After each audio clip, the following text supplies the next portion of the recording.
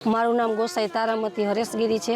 હું માધાપરમાં રહું છું અને અમારે 6 મહિનાથી આ સમસ્યા છે। ક્યારેક 15 દી આવે, ક્યારેક 20 દી આવે, રાતનું પાણી આવે ન આવે। છોકરાવાળી બાયું સગર્ભા બાયું રહ્યું, હવે એ છોકરા નાના મૂકીને આખી રાત જાગે તો સવારે એને કામે જવાનું હોય, કેમ કે અમારા ગામમાં કાટિયું વરણ છે, ભળવાર દેવી પૂજક, તો એ લોકો બધા મજૂરીએ જતા હોય તો મજૂરીએ એને કેવી રીતના જવાનું? પાણી તો ભર્યું ન હોય, છોકરાને કેના વરાણીએ મૂકીને જવું? આજુબાજુમાં કોઈ એવી સુવિધા નથી કે હાલો ડંકી સરકારી કે કોઈ કૂવા વેળા હોય તો એમ થાય કે અહીંયાથી પાણી ભરી આવી। તો હવે તમે આનો હલ અને અમારી જે આ વાત છે એ તમે આગળ જઈ અને ગમે ત્યાં પહોંચાડો એટલે અમારી સુવિધા જલ્દી થઈ જાય। અમને પાણીની સગવડ બહુ હેરાન છે અમે કેટલા દિવસ ત્યાં।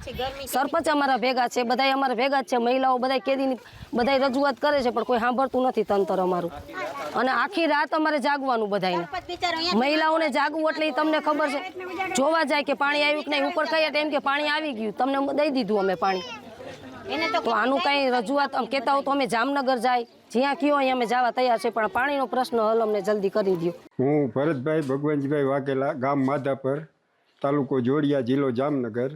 અમારે પાણીનો પ્રશ્ન ઘણા ટાઈમ થયા છે, અમે ઘણી વખત રજૂઆત કરી, ધ્રોલ જોડિયા કે અમારા ત્યાં સંપે જઈને રૂબરૂપ જઈને વાત કરી લઈ, પણ મીઠા જવાબ મળે આવશે, પણ અમને પાણી મળતું નથી।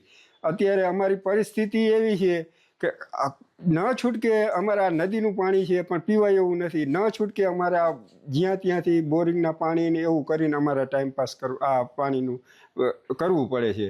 ગમે તેવી વ્યવસ્થા હોય, અમારે ગમે તે રાતને જાગીને અમારે 2 ઘડા હાટું આ રાતના બેરલ ભરીને અવેડામાંથી બેરલ ભરીને અહીંયા ઘરે પહોંચાડવું પડે છે। પીવા માટે કાંઈક તો વ્યવસ્થા કરવી પડે ને। તમારા દ્વારા રજૂઆત કરીને સરકારને કહો કે અમારા પાણીનું કાંઈક પ્રશ્નનું સોલ્યુશન કરે, તમને એટલી નમ્ર વિનંતી છે। બાબુભાઈ ટપુભાઈ વગોરા, માધાપર ગામના રહેવાસી। અમારે પાણી માટેનો એવી સમસ્યા છે કે આજ દિવાળી વાતનું અમારે પાણી કોઈને આવતું નથી, પ્રેશરથી પાણી દેતા નથી આ લોકો, અને આપે તો રાતે 1 વાગે 12 વાગે ગમે ત્યારે આપે, અને પાછું 1 કલાક 2 કલાક આપીને પાછું બંધ કરી દઈએ। તો કોઈના ઘરે પાણી આવ્યું હોય, કોઈના ઘરે ન આવે, એવી પરિસ્થિતિ આવી ગઈ છે। અને ગામ લોકો અત્યારે મારા ઘરે કાયમિક આવીને ગારું બોલે, કોઈ કાંઈ બોલી જાય તો મારે સહન કરવું પડે એના માટે, કેમ કે હું મારી રીતે રજૂઆત કરું, ફોન કરું કે ભાઈ પાણીનું શું છે, તો કે એમ કહે કે અત્યારે નહીં, કાલ આવશે, પરમદી આવશે, એમ કરીને અમારા વારા કાપી નાખે। અને જે પાણી પુરવઠામાં જે અત્યારે કોન્ટ્રાક્ટ પદ્ધતિથી દીધેલ છે એ લોકો કંઈ અમને જવાબ હરખો આપતા નથી। હું બે વાર કે એમ તો ધ્રોલ જઈ પાણી પુરવઠાની ઓફિસે રજૂઆત કરી, મેડમ હતા, મેડમને મેં રૂબરૂ રજૂઆત કરેલ, મેડમ કે કાંઈ વાંધો, તમારો પ્રશ્ન સોલ્વ થાય છે એમ કરીને અમને મોકલી દઈએ।